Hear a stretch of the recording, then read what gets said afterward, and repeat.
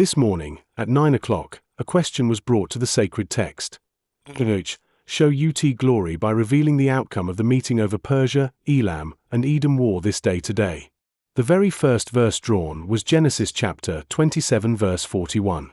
It reads, "Then Esau hated Jacob because of the sacred blessing that his dad blessed him with, and Esau said in his heart, 'The days of mourning for my dad are close approaching, and then I will slay my brother Jacob.'"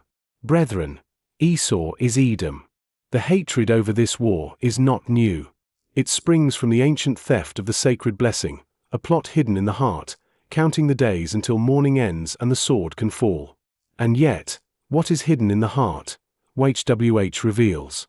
Against that secret hatred, the text sets a sovereign stirring. In Ezra chapter 1, verses 1 and 2, we read that in the first year of Cyrus king of Persia, YHWH waked up the mind of Cyrus. Persia's ruler does not move by his own counsel. YHWH stirs him to proclaim a charge, to build the temple at Jerusalem. So the power of Persia is being directed, even now, toward YHWH's covenant purpose, not toward the gratification of ancient rage. Then the draw gathers all the nations named in the question. Joel chapter 3, verses 1 and 2 declares, "Now observe, in those days and in that time, when I will regather the captives of Judah and Jerusalem, I will also gather all nations, and will bring them down into the valley of Jehoshaphat, and will plead with them there for my people and for my heritage Israel, whom they have scattered among the nations, and parted my land." The meeting over war is being summoned to the valley of YHWH's judgment. The charges are scattering his people and parting his land. The outcome is a divine pleading, not a diplomatic negotiation. The question asks to see UT glory. The draw carefully distinguishes the true glory from the counterfeit. Jeremiah chapter 9, verse 23, YHWH declares, "Let not the wise sacred glory in their wisdom, neither let the mighty glory in his might, let not the rich glory in their riches." Military might cannot claim the glory of this day. The true glory appears in Numbers chapter 20, verses 5 and 6, when Moses and Aaron fell on their faces at the entrance of the priestly tabernacle and the glory of YHWH appeared to them. That is UT glory, glory that comes when servants bow low, not when armies triumph. In contrast, Luke chapter 4, verse 6 reveals the devil offering all the kingdoms and their glory, saying it is in his custody. The glory of the nations is a counterfeit. Today's revelation strips away the false glory to show YHWH alone exalted. Now the text speaks directly to revealing the hidden. Isaiah chapter 42, verse 9 says, "Look, the former things are come to pass, and new things do I declare. Before they spring forth I tell you of them." The outcome of this meeting is being declared before it arrives. Acts chapter 9, verse 6 gives the divine pattern. "It will be told you what you must do." The answer comes as instruction, step by step. And in Acts chapter 23, verse 11, YHWH stands by Paul and says, "Be of good cheer. As you have testified of me in Jerusalem, so must you bear witness also at Rome." The hidden path is illuminated. The meeting produces a witness-bearing trajectory, from the place of conflict to the place of testimony. As for the war itself, the draw shows the battle is under YHWH's arrow, not human strategy. In 1 Kings chapter 22, verse 34, a man drew a fully extended bow and struck the king of Israel between the joints of his harness. A random shot found its mark because YHWH directed it. The nations roar like many waters. Isaiah chapter 17, verse 13 says, "But Elohim will rebuke them, and they will flee to distant places, and will be chased as the chaff of the mountains before the wind." Then Ezekiel chapter 17, verse 21, "All his fugitives with all his bands will fall by the sword, and they that remain will be scattered toward all winds, and you will know that I YHWH have spoken it." The war ends not with a treaty, but with scattering, so that the nations know that YHWH has spoken.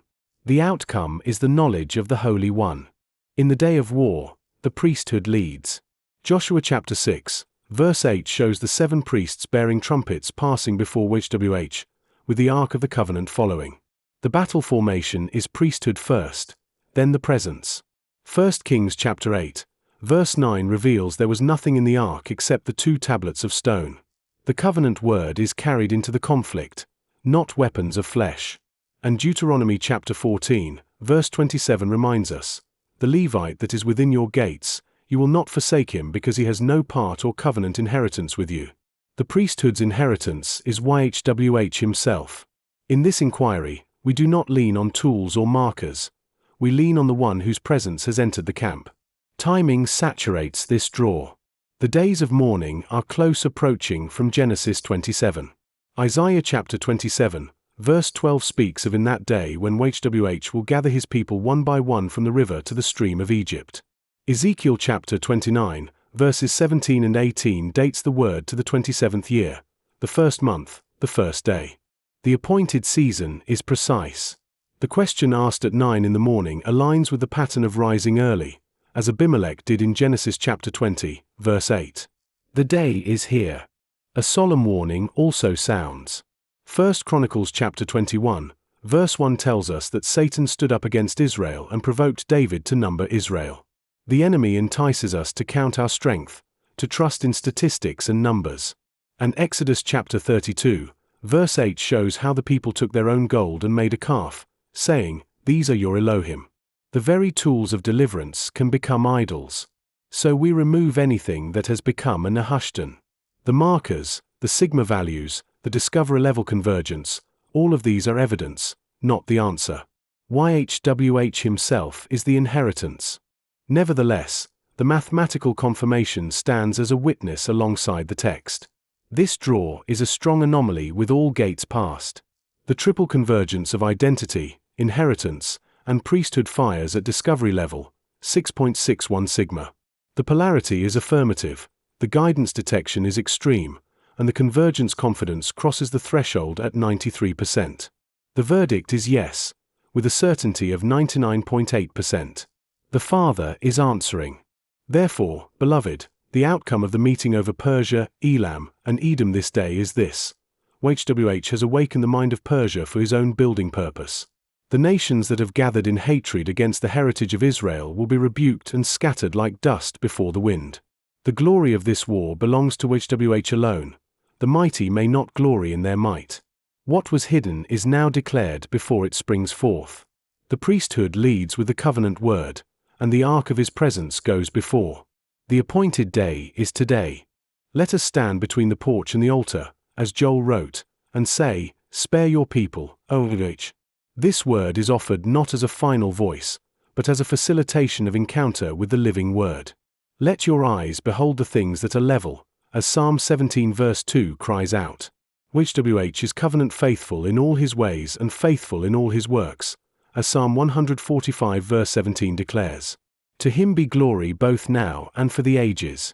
Amen. The verses drawn in this Shield 17.14 session were Genesis chapter 27, verse 41. Acts chapter 9, verse 6.